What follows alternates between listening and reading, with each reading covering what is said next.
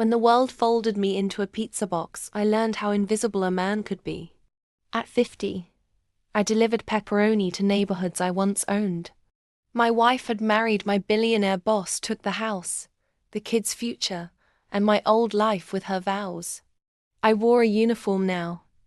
Grease-stained jacket. A name badge that didn't fit my name.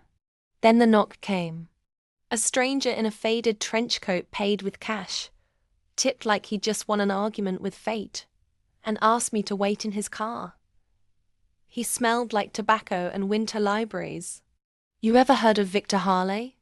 he asked, flicking a lighter with a hand that didn't tremble. "Who?" I said. "The man your old boss used to answer to," he said. "Rich beyond reason. Disappeared 10 years ago. Left instructions and heir he never met. He watched the world burn and picked someone who still showed up. Someone who delivers." He slid a worn envelope across the dashboard. Inside, a note. "To the man who keeps his promises, $800 million and a choice." Choice. The stranger was Victor's lawyer and intermediary for a recluse who'd been watching drifters and delivery men for reasons the paper explained in one legal sentence. Victor wanted to give everything to the honest courier who remembered where he parked his dignity. I laughed until I didn't.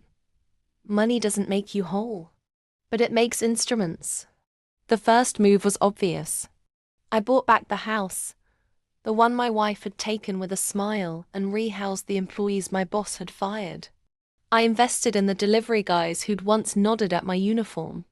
I built community clinics and retraining programs.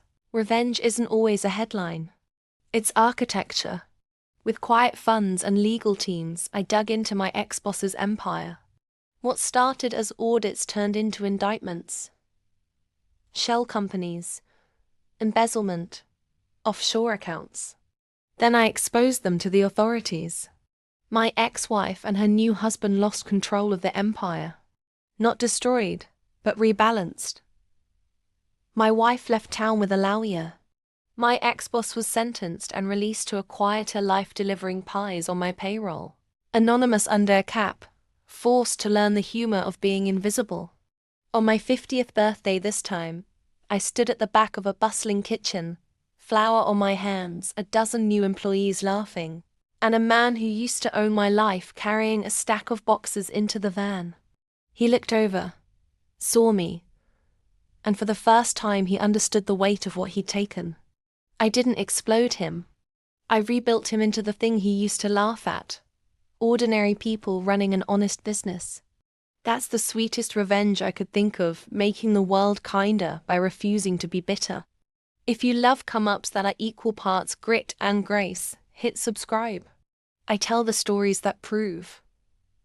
Sometimes the richest fortune is the one that teaches you how to give it away.